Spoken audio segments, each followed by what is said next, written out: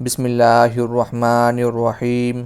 السلام علیکم ناظرین، حضرت خالد بن ولید رضی اللہ تعالی عنہ کو حضرت عمر فاروق رضی اللہ تعالی عنہ نے ایک سے زیادہ بار سپہ سالار کے عہدے سے برطرف کیا۔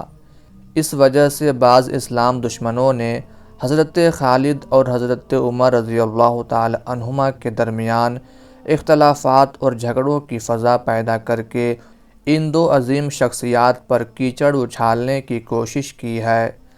آج ہم آپ کو بتائیں گے کہ اس تمام صورتحال کے باوجود کس قدر احترام اور محبت کا تعلق تھا۔ ناظرین گرامی، جب حضرت خالد بن ولید رضی اللہ تعالی عنہ مرض الموت میں مبتلا ہوئے تو ان کے پاس حضرت ابو درداء رضی اللہ تعالی عنہ عیادت کرنے کے لیے گئے۔ حضرت خالد رضی اللہ تعالی عنہ نے ان سے کہا، اے ابو درداء، اگر عمر رضی اللہ تعالی عنہ فوت ہو گئے تو تم کئی ناپسندیدہ چیزیں اپنی آنکھوں سے دیکھو گے۔ ابو درداء رضی اللہ تعالی عنہ نے کہا، اللہ کی قسم میرا بھی یہی خیال ہے۔ حضرت خالد رضی اللہ تعالی عنہ نے فرمایا، کئی معاملات میں ان پر دل ہی دل میں بہت غصہ ہوا، لیکن اب اپنی اس بیماری میں جب اللہ کا فرشتہ عزرائیل میرے پاس آنے والا ہے، میں نے ان معاملات میں غور کیا تو اس نتیجے پر پہنچا کہ عمر رضی اللہ تعالی عنہ اپنے ہر کام میں اللہ تعالیٰ کی رضا چاہتے تھے۔ جب آپ نے میرا مال تقسیم کرانے کے لیے ایک آدمی کو بھیجا تو اس نے میرا ایک جوتے کا جوڑا بھی تقسیم کر دیا، ایک جوتا لے لیا اور دوسرا میرے لیے چھوڑا۔ لیکن انہوں نے ان لوگوں کے ساتھ بھی ایسا ہی کیا جو اسلام میں سبقت کرنے والے تھے اور بدری صحابہ تھے۔ وہ مجھ پر سختی کرتے تھے اور دوسروں پر بھی میری ہی طرح سختی کرتے تھے۔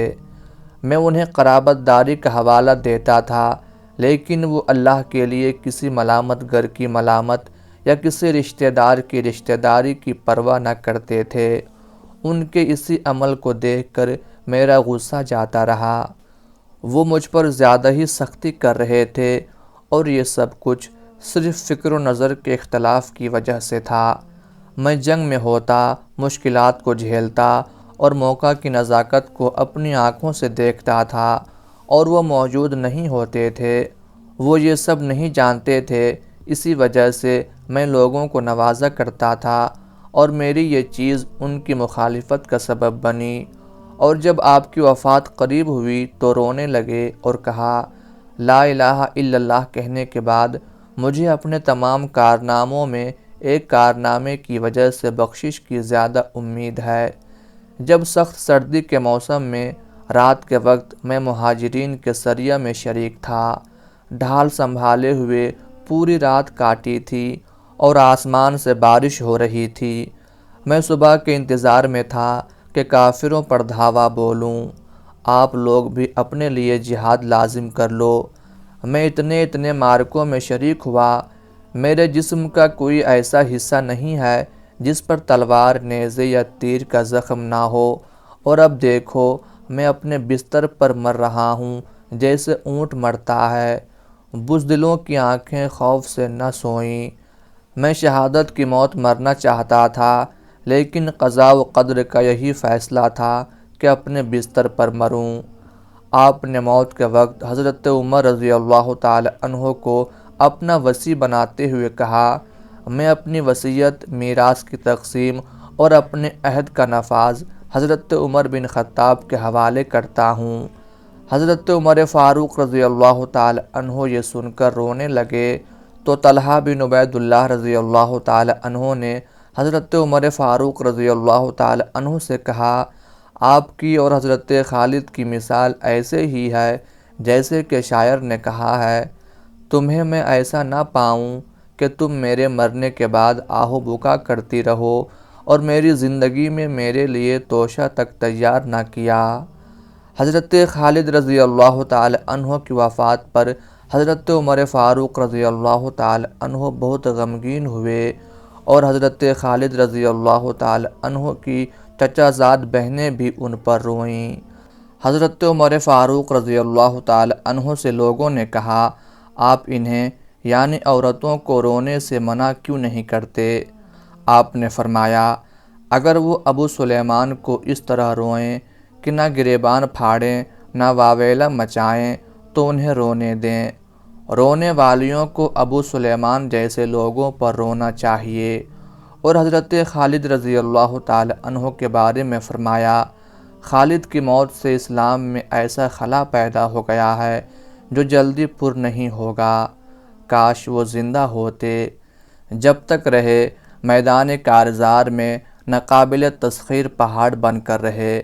اللہ کی قسم وہ دشمن کے مقابلے میں ایک مضبوط دیوار تھے، ان کے مشورے قابل قدر ہوتے تھے۔ حشام بن نجتری بنی مخزوم کے چند لوگوں کے ساتھ حضرت عمر رضی اللہ تعالی عنہ کی خدمت میں حاضر ہوا۔ حشام ایک شاعر آدمی تھا۔ حضرت عمر رضی اللہ تعالی عنہ نے اسے کہا، حشام مجھے وہ شعر سناؤ جو تم نے خالد کے بارے میں کہے ہیں۔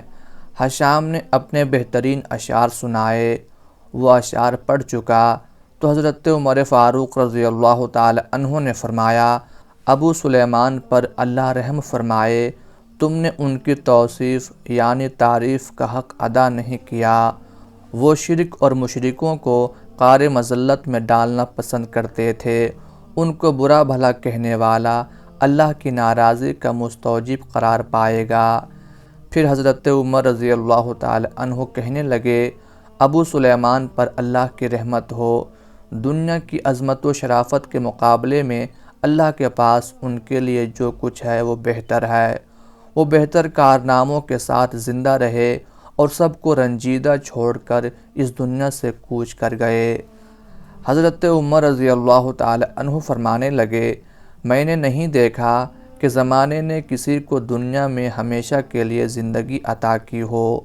اس طرح 21 ہجری میں حضرت خالد رضی اللہ تعالی عنہ کی وفات ہوئی اور شام کے شہر حمص میں آپ کی تدفین ہوئی۔ اللہ تعالی حضرت خالد رضی اللہ تعالی عنہ پر رحمت کے پھول برسائے اور مصلحین امت میں ان کی یادگار کو تا ابد باقی رکھے۔